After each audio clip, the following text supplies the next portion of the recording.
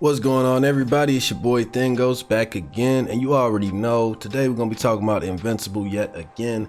Now, yesterday there was an article released on IGN talking about what it was. Let me see exactly what it's called for you guys. Amazon Invincibles explained from the fight scenes to the most shocking plot twist. Now, I don't know why they throw that shit up in there, you know, spoiler alerts or whatever included, but you know, I do that shit anyway too, like in video format. I be letting y'all know and I be talking about the shit. But this is for, well, I'd assume people who ain't never even heard of the series before. So man, I wouldn't even write this shit and put this shit up in here. But yeah, so what this is an article by Jesse Skadden. I think that's how you spell his name. Skadden. I don't know. Anyway, he says everything you need to know about Mark Grayson and his superhero journey. Now, believe it or not, it might be something in here that even I don't know. So what I wanted to do was make a video out of it, go through this article, read through it, and you know, just talk about certain things about this article, you know, just to have more things Invincible to discuss. We are coming up on 2021 pretty fast. You know, it's not that much time left in this month, and December always blows by quick, and then we're going to be in 2021, and at that point it's just about how much longer we got to wait until this show actually premieres. We still don't know an actual month, but we do know it's going to be dropping in 2021. I would assume early 2021, not that far in it, but maybe we'll get another trailer at the start of the next year or at the end of this year. You never know, actually clarifying when exactly this shit is going to release, and getting some more footage on characters that we didn't even really get to see, that they even showed us previews of. Like, bro, we didn't even get to see Adam Eve in the trailer. Like, we need to see another trailer that shows a lot more of what's going on in the world of Invincible, and I'm excited for that. But let's just jump right into this article. So Amazon Prime Video is already home to a hugely popular superhero series in the form of The Boys, and now they're preparing to add another to their lineup. Invincible is finally making a jump from comics to TV, and the story of Mark Grayson's evolution from ordinary teenager to the world's greatest hero will play out in a whole new medium. But what exactly is Invincible, and why does this particular hero saga rise above the rest in a very crowded genre? Read on for the full breakdown of the comic and its 15-year journey. Here are the topics we'll cover. Who is Invincible? Invincible's origins, Invincible's powers and abilities, the heroes and villains of the Invincible universe, Invincible's connection to Spawn and the other Image Comics heroes, Invincible's road to TV, and Invincible's most shocking plot twist. Now, what they do have is a couple of images here pulled from the comic book series, and also a lot of images from the trailer that was released as well. And we're getting into the topic of who is Invincible right now. So, who is Invincible? Mark Grayson is just your average, ordinary American teenager. He's a comic book geek trying to make it through high school and get his dream girl to notice him. Oh, and it just so happens that actually he really not trying to get his dream girl to notice him, bro. Like, the nigga just kind of minding his own business, bro. He literally just kind of happened upon Amber, bro. You know what I'm saying? Amber came to him. Like, if anything, she was trying to get this nigga to notice him. And then on top of that, bro didn't even realize that Adam Eve was fucking with it until like later on. Like, you know what I'm saying? Adam, like, he a real boy, bro. Like, he be chilling, bro. He don't be chasing these hoes. So I don't know what y'all talking about. Talking about he been like wanting his dream girl to notice him. Like, no, man. Mark be chilling, bro. Like, this nigga, he ain't never chased no. Anyway, get back on topic. And it just so happens that Mark is the son of Omni-Man, one of the world's most powerful and beloved heroes. When Mark's own superhuman abilities begin to reveal themselves when he tried to throw out the trash at Burger Mart, he wastes little time in taking up the mantle of Invincible and following in his father's footsteps. Invincible is Mark Grayson's coming of age story. The series follows his early growing pains, his tragedies and triumphs, and his evolution from rookie to hero to seasoned veteran and the most important weapon in Earth's fight against a far more powerful enemy. Invincible is Mark. Oh, why would you put the same thing that you just wrote in the article, nigga? Like, about to make me say it again. Like, what the fuck? Like do better. Probably just highlighted it because he wanted y'all to see that, but he damn near highlighted the whole article, bro. Like, he ain't even have to put that in there. Say Invincible's origins. Invincible is a collaboration between writer Robert Kirkman, whom you may know from the obscure little property known as The Walking Dead, like how they did that, and artist Corey Walker and Ryan Ottley. While 2003's Invincible #1 is officially considered to be his first appearance, he technically debuted in 2002's Tech Jacket #1. Now, I'd actually heard about this. I remember when I heard about it, but I forgot to actually reiterate that, and I forgot to actually discuss it. And it got to the point to where I didn't even bring it up for so long that I forgot it again myself. But when I first started reading Invincible, I remember I looked this up and I saw that his first appearance was actually in Tech Jacket. And yeah, that's a very interesting little tip. I never even knew that back at the time. And it said, which included a preview for Invincible #1. Invincible ultimately spanned 144 issues and assorted spin-off series before wrapping up in 2018. Invincible #1 introduces Mark Grayson, the half-human son of the ordinary Earthwoman named Deborah and the alien named Nolan, a man whom the world knows as the superhero Omni-Man. When Mark turns 7, his father reveals himself to be a Viltrumite, a member of an incredibly strong alien race who seek out new worlds and use their abilities to protect the innocent and uphold peace throughout the universe.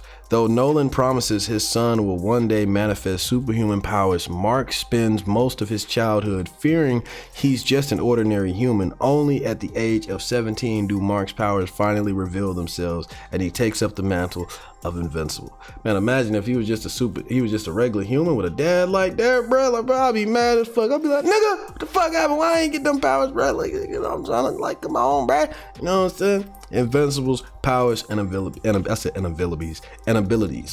To an extent, both Invincible and Omni-Man are inspired by Superman. Exactly what I said before.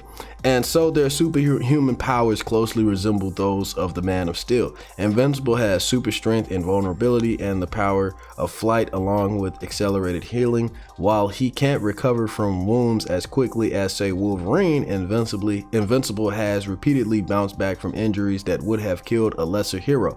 Invincible doesn't have Superman's more outlandish powers like heat vision or cold breath. However, he's very good at punching evil into submission, or headbutting it, or biting it. You feel me? In fact, one of the things that makes the series stand out is for most mainstream superhero comics is the fact that many of the battle scenes are incredibly gory and very, very intense, bro. Exactly. That's what I told y'all, bro. The thing that can't really get me into Superman like that is the fact that the dude just don't seem like he struggled that much in fights. And even if he is fighting somebody that even got like the uses of magic and shit like that, and he get hit real hard sometimes, get thrown through buildings and shit like that, even if it is like seemingly an intense fight, Superman will come out of that shit unscathed. You know what I'm saying? He won't even have damn near won't even have a drop of blood. And if he does, that's the only thing. You know what I'm saying? Like, Mark be getting impaled, nigga. He be getting his fucking arm punched out of socket, like his forearm breaking and the bone showing, bro. Like, he be getting the whole side of his face smashed. He be getting black eyes, bleeding through the nose and the lip and shit. Like, Mark be going through hell and back to win some of these battles, bro. And that's exactly why I love it. You feel like you there with that nigga, bro, with the amount of intensity and dedication, bro, and relentlessness that he just be giving these enemies he be fighting, bro. And that's why I love it. Early on, Omni-Man's powers are shown to be much greater than his son's, but over the course of the series, Mark finds his strength steadily growing with both age and experience. By the end, he's easily among the most physically powerful beings in the entire universe. The heroes and villains of the Invincible universe. While Invincible is mostly focused on Mark Grayson and his family, the series features a massive cast of heroes and villains to rival both the Marvel and DC universes. The cast include both the Justice League X-esque Guardians of the Globe and the Teen Titans inspired team, the Teen Team. Yeah, you know what? That's funny as hell, bro. I never even tripped off that. You feel me? Like, even though they called Teen Team, bro, I never tripped off them being kind of like a spoof, you know what I'm saying, off the Teen Titans. That's interesting. I never even thought about that. Whether that was intentional on Robert Kirkman's part or not, probably was, considering what he did with the Guardians of the Globe, obviously being a ripoff of Justice League. So that's cool. I never even noticed that. But yeah, good on y'all, bro, for pointing that out. Given that Mark himself is a teenager when the series begins, the early focus is more on the latter team, particularly characters like Mark's superhero crush, Adam Eve. Bruh, That's what's so funny, bro. They gonna make it in the show as if he got a crush on her, bro, and he trying to get her attention. He trying to fuck with her and shit like that, like he always liked her. Bro, Mark didn't have a crush on Adam Eve, bro. He was cool with her and shit, bro, but the nigga didn't even care. She had a crush on him. You know what I'm saying? Anyway, bro, my nigga real Chad out here, bro. And her obnoxious boyfriend Rexplode. I love my nigga Rex, blood. Shout out to Rexplode, man. Hope they portray him good. Over time, the Guardians become much more integral to the plot of the series, to the point where the team was even given its own spin-off series, much like the Seven in The Boys. The original incarnation of the Guardians is heavily modeled after the Justice League. The roster included the Immortal, Superman, man, I always felt like the Immortal was kind of more like Wolverine. Nowhere near as badass though, but kind of like a mix of Wolverine and I guess Superman, maybe? I don't know. But definitely in the vein of like the Justice League and the characters that they are kind of like, you know, mirroring, I'd say yeah, Superman. And it says the Immortal, Superman, War Woman, Wonder Woman, Darkwing, Batman, Red Rush, The Flash, Aquarius, Aquaman, the Green Ghost, Green Lantern, and Martian Man, Martian Manhunter. Omni-Man is officially a member of the team, though he does not frequently fight alongside them. Most of the Guardians are killed in Invincible #7, an early sign the series isn't overly precious about its ensemble cast. Only the Immortal and a literal Immortal whose past cover identities include Abraham Lincoln. Man, bro, everybody know, bro. That's probably the dopest thing about the Immortal. Got an Immortal video that I'm working on. It's gonna be coming out for you guys soon, by the way. Breaking down his character and things that I like about him. But yeah, the nigga is pretty much Abraham Lincoln, bro. He survives the massacre. Afterwards, the Guardians take on the new members like Robot, deformed human who relies on a series of robotic drones as proxies, and ex-Teen Team member like Rexplode and Duplicate.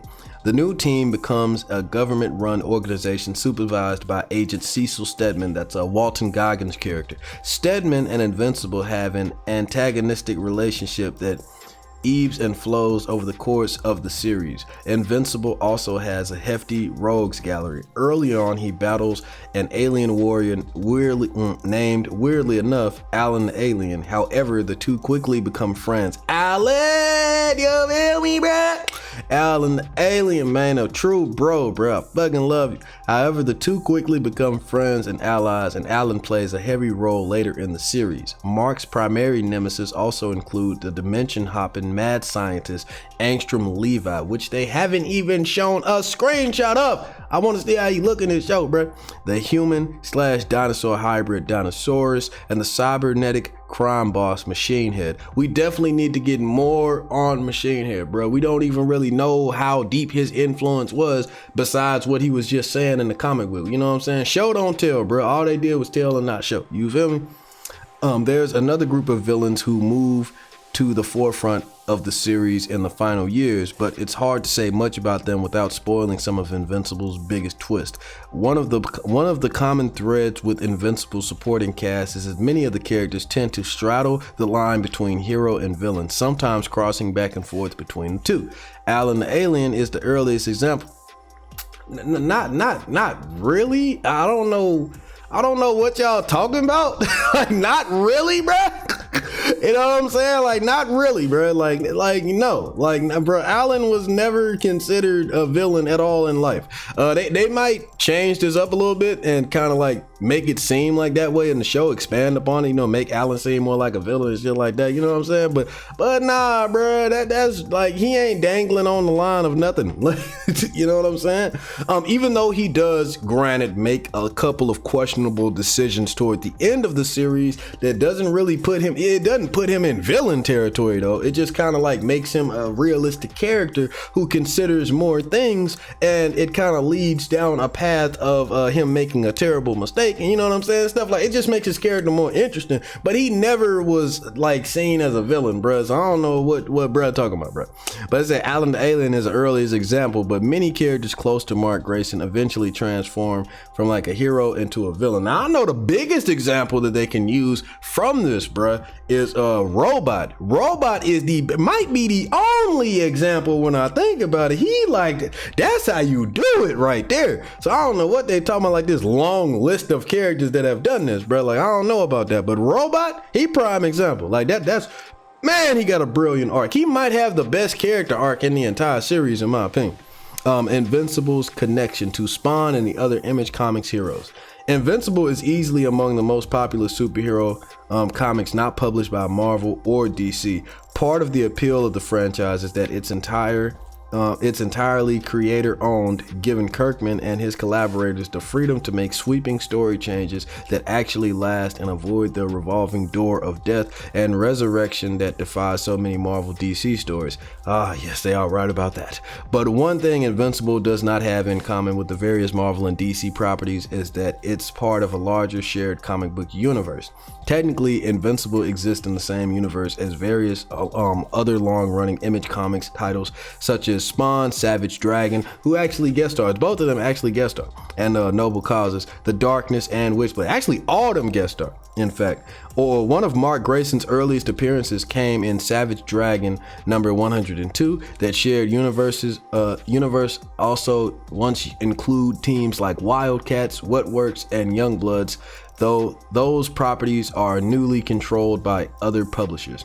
These various comics have never been closely linked. Just because a destructive alien invasion takes place in Invincible doesn't mean that event will be referred in Spawn. For the most part, each series operates inside its own bubble, with outside characters making quick cameo appearances when appropriate. For example, characters from one series will appear during a superhero's funeral in another series.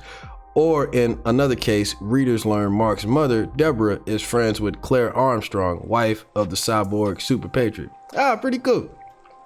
There have been a few cases of Image toying with bigger. You know what? I want to go back on that. I don't really know how important that is. I do know that Super Patriot is a character who has his own comic. I think it's a very short run. I actually saw the cover of it before, but I've never read it. So I don't know that much about Super Patriot, and I don't even know how significant Claire Armstrong is, but they making it seem like she a big deal. So I definitely need to check out Super Patriot and do a video for you guys on him as well. You know what I'm saying? So not just Invincible, but also the characters surrounding him. I've made a couple of videos like that before. I already started a series talking about the comic book series, The Astounding Wolfman. I'm gonna finish that little mini video series I'm making. I got like 4 more videos that I'm working on for that. The video I have up now currently talks about the first 5 issues of the comic book series. It's a shorter series. It only has 25 issues total, but damn, doesn't a lot happen in that 25 series run. And I also want to make a video talking about the likes of Tech Jacket, Brit, and so on and so forth. There's another video that I made talking about the characters that you need to be paying attention to, like be on the lookout for in the Invincible series, and that included Tech Jacket, Wolfman, and Brit all in the same video. But I want to go into more detail about all these characters individually, so I can make sure you understand who they are, where they come from, and what they can do. And also, let's continue this article.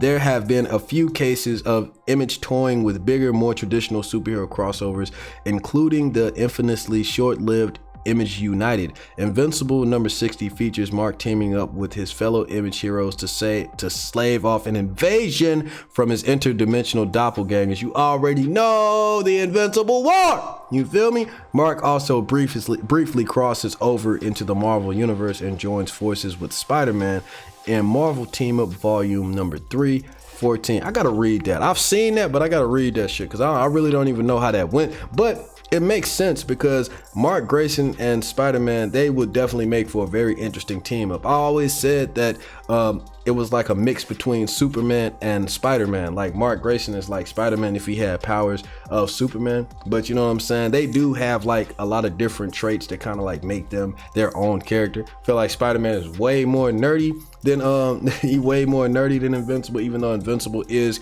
quite a nerd himself. But I feel like he's more of an approachable, cool nerd. You know what I'm saying? Now, if we're talking about my favorite version of Spider-Man, the Spectacular Spider-Man version, he's pretty cool in that one too. Like, he a cool nerd. He not just overly nerdy. You know what I'm saying? He kind of laid back and shit like that. So I can see Mark and Peter really getting along and working together quite well. But if we're talking about just the overall portrayal of Peter, most of the time, I'd say that he's nerdier than Mark in general. Now it says Kirkman has tended to work some of his other comic book creations into the fabric of Invincible. I'm saying it right. I just said this, bruh. With characters like Brit, Tech Jacket, and the Astounding Wolfman playing fairly significant roles. Yes, hopefully we'll get to see them play significant roles in the animated series as well, so much so that fans will actually take a shine to them, and we might get spin-off series or at least maybe an episode dedicated to each one. You never know. Depending on how successful this cartoon is, we could be seeing the floodgates open to a lot more possibilities and a lot more animated series. Now, Invincible's road to TV. Now, this is where a lot of things might come up that I actually didn't know about. Rumors have swirled for many years about the possible film or TV adaptation of Invincible. But whereas The Walking Dead made the jump to TV years before the original comic book ended its run, the Invincible animated series will debut several years after the comic wrapped up with Invincible issue 144. That said, this technically isn't Invincible's first time getting the animated treatment. Back in 2008, the series was converted into an animated motion comic and broadcast on MTV2. The franchise has also enjoyed a handful of cameo appearances and references in other TV series, including multiple episodes of Fox animated sitcom King of the Hill. What? I didn't know that. Eagle Eye fans might even spot a package of Invincible action figures in season 6 episode of The Walking Dead. Oh shit. Now, interesting thing that I noticed, and I actually shared it on Twitter, bruh, is that when I was watching The Shield in season 3 episode 1 or 2, I believe, you actually get to see Andre 3000 guest star in this episode, and he's actually the owner of a comic book store. And on the front of the comic book store is a big ass like fucking sticker on the glass of Invincible, and you see that multiple times throughout the episode. I think there's like another picture of art of Invincible sticking on the window too, and I noticed that and I was just like, oh shit, bruh. Like, yeah, I thought that was cool. I didn't even notice that. I was just like, what, are you serious, bruh? Invincible been on TV for that long, bruh? This was like back in 2003 too. A full-blown adaptation only really started gaining momentum back in 2017 when it was announced that Seth Rogen, I remember this, I made a video on this as well, when Seth Rogen and Evan Goldberg, who have also exclusively produced comic adaptations like The Preacher and the Boys, were attached to a feature film at Universal Pictures. The project may or may not still be in the works, but for now the focus seems to be on Amazon's animated series. The Invincible animated series is executively produced by Kirkman, Simon Ricciopia, however you say that name. Also serving as showrunner, the series stars Stephen Ewing as the titular hero, along with J.K. Simmons as Omni-Man and Sandra Oh as Deborah Grayson. The cast even includes a number of Walking Dead veterans playing the Guardians of the Globe. All right. Now, I would go deeper into Invincible's most shocking plot twist. I'm gonna read through it, and you know what, I'm gonna just go ahead and read through it since it's the last thing on this article. But I did make a whole video breaking down this fight and in its entirety, and like what I thought about it, the meaning of it, and everything that happens. I will leave the link to that video in the description as well. But yeah, I broke down this whole fight pretty much between his father and Mark, and how significant it was for the series and everything. But I'm still gonna read through what they have to say, because they might say something interesting. So, Invincible's most shocking plot twist. It's difficult to talk about what makes Invincible so memorable and unique without discussing the most significant plot twist, seeing just how closely. Hold on a second. My screen got a little darker. Oh. All right, the significant plot twist in the series, while it remains to be seen just how closely the animated series will follow the comic, it stands to reason the same twist will play out in season 1.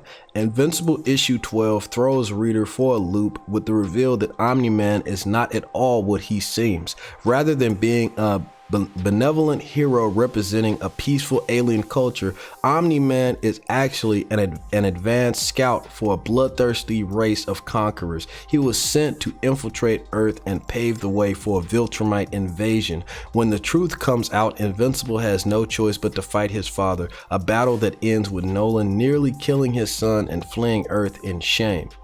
As you'd expect, the surprise twist dramatically shapes the direction of the series from that point on.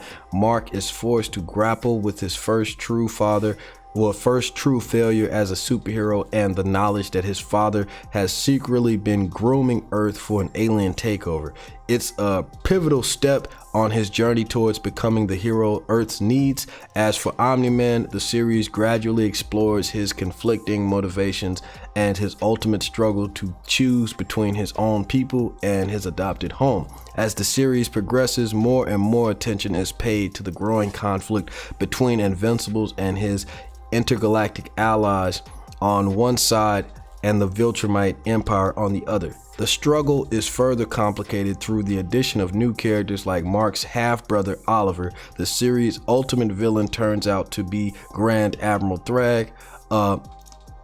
Okay. I'm about to say, what the fuck is that? A mustachioed, sorry about that, guys. It's kind of hard to read my phone too because it's also super cracked. I gotta get a new one.